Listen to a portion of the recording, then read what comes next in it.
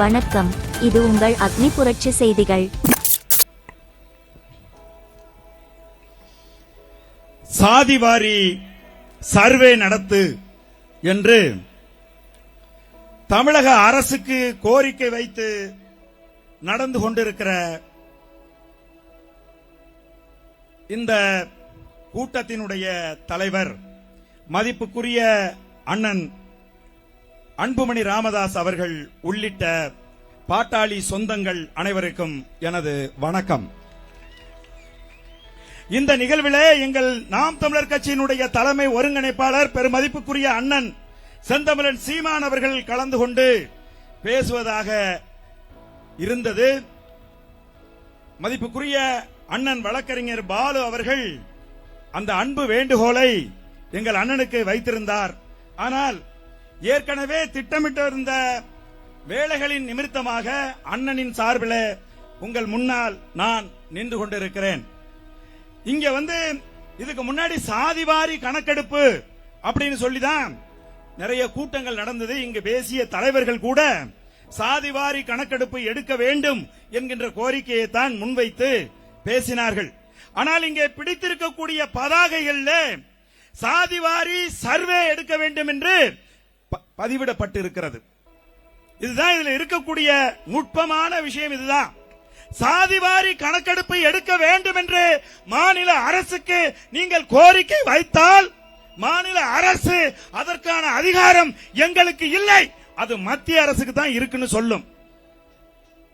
1948 இந்திய அரசியலமைப்பு சட்டத்தில் கொண்டு வந்த திருத்தத்தின்படி 69வது பிரிவு சாதிவாரி கணக்கெடுப்பை எடுக்கிறதுக்கான உரிமை மத்திய அரசுக்கு தான் இருக்குன்னு சொல்லுது. அப்படின்னா இன்றைக்கு நடந்து கொண்டிருக்கக்கூடிய இந்த கூட்டத்தில் சாதிவாரி சர்வே எடு என்று சொல்லுகிறார்களே, அது என்ன? புள்ளி விவர திருத்த சட்டம் 2008, புள்ளி விவர திருத்த சட்டம் 2008 என்கின்ற ஒரு சட்டத்தை 2008 நம்ம ஊருக்கார அரியலூரை சேர்ந்த ஆந்திராவினுடைய ஆளுநராக இருந்த மதிப்புக்குரிய டாக்டர் சி ரங்கராஜன் அவர்கள், அதாவது ரிசர்வ் வங்கியினுடைய 19வது ஆளுநராக இருந்த தமிழருடைய தலைமையில ஒரு சட்டம் கொண்டு வந்தாங்க. அந்த புள்ளி விவர சட்டம் 2008 மாநிலத்துக்கு தன்னாட்சி அதிகாரம் கொடுக்குது. ஒரு மாநில அரசு நினைத்தால் எந்த ஒரு புள்ளி விவரத்தையும் எடுக்கலாம், அதை மத்திய அரசு தடுத்து நிறுத்த முடியாது.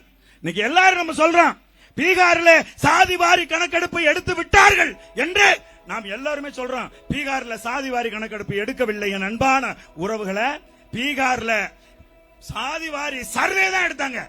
சாதிவாரி கணக்கெடுப்பு எடுக்கிறோம்னு எந்த இடத்திலையும் பீகார் அரசு அறிவிக்கவே இல்லை.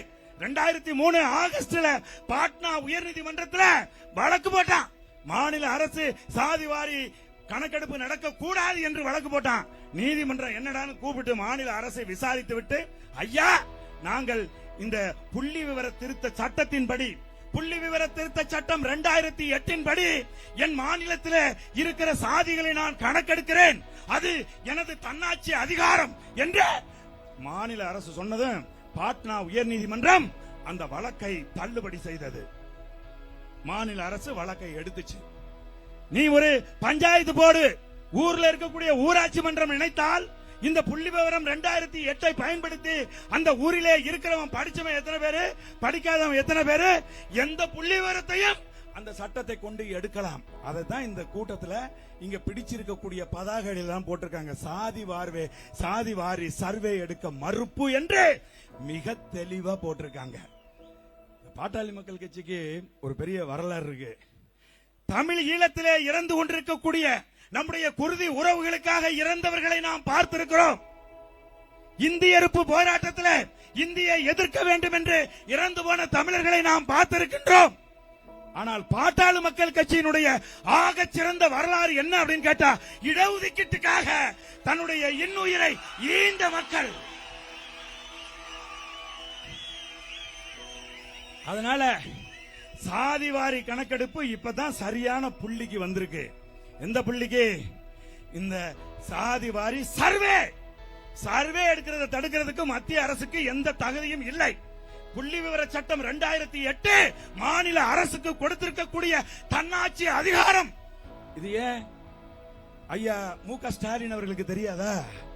அங்க இருக்கக்கூடிய சட்டமன்ற ஆலோசகர்கள் யாரும் அவங்களுக்கு சொல்லலையா? நீங்க நல்லா யோசிச்சு பாருங்க. சொல்லி இருப்பாங்க, தெரியும். கணக்கெடுத்தா என்ன தெரிஞ்சிடும், அவர்கள் எந்த எண்ணிக்கையில இருக்காங்கன்னு தெரிஞ்சிடும். ஐயா மு.க. ஸ்டாலின் கூட்டி அடிச்சு அள்ளினா கூட ஒரு லாரி தேராது அவர் சாதி. அதனால அவர் சொல்றாரு, என்ன சொல்றாரு? ஆனா சமூக நீதி பிரதிநிதித்துவத்தின் அடிப்படையில் அவர்கள் குடும்பத்தில் எத்தனை பேர் இருக்கிறாங்க யோசிச்சு பாரு. இவ்வளவு பெரிய சாதி, தமிழ் சாதிகள் எல்லாம் இன்றைக்கு பிரதிநிதித்துவம் இல்லாம நின்றுட்டு இருக்கு. ஆனா இன்னொன்னு சொல்லுவாங்க, அதை மட்டும் நான் சொல்லிக்கொள்ள விரும்புறேன். சரி, பீகார்ல எடுத்தாங்க, நடைமுறைப்படுத்தப்பட்டுச்சா? எடுக்கலாங்க. நடைமுறைப்படுத்த முடியுமா? முடியல இல்ல அப்படின்னுவாங்க. என் அன்பான தமிழ் சொந்தங்களை, பீகார்ல சாதிவாரி கணக்கெடுப்பு எடுத்த போது அவங்க ஒரு விஷயத்தை கண்டுபிடிச்சாங்க. அது என்னன்னா, அங்க இருக்கக்கூடிய சாதிகளுக்கு இடஒதுக்கீடு என்பது 63% கொடுக்க வேண்டும், அப்பொழுதுதான் சமூக நீதி நிலைநாட்ட முடியும் என்று அந்த மக்களுக்கு, அவன் அரசுக்கு தெரிஞ்சிச்சு. அரசு 63% இடஒதுக்கீடு கொடுக்கணும் அப்படின்னு சொல்லி அறிவிப்ப சொன்னிச்சு.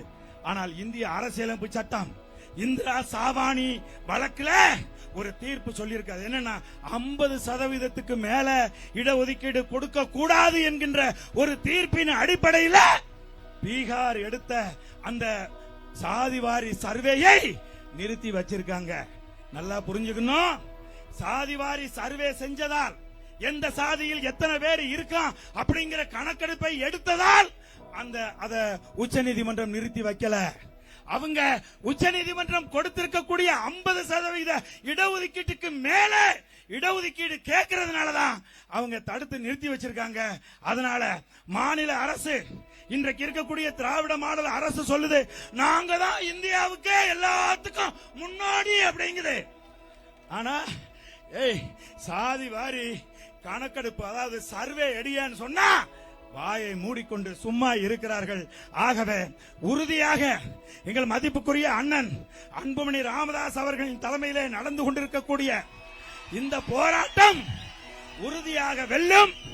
அதற்கு எங்கள் அண்ணன் செந்தமிழன் சீமான், நாம் தமிழர் கட்சியும் உறுதியாக உங்களோடு நிற்கும். ஏனென்று சொன்னால், இந்த இடஒதுக்கீடு போராட்டத்தில், சாதிவாரி சர்வே போராட்டத்தில் எங்களுக்கு முன்னோடியாக பாட்டாளி மக்கள் கட்சி இருக்கிறது. ஆகவே நாங்கள் உங்களோடு இருப்போம் என்று கூறி விடைபெறுகிறேன். நன்றி, வணக்கம். நாம் தமிழர்.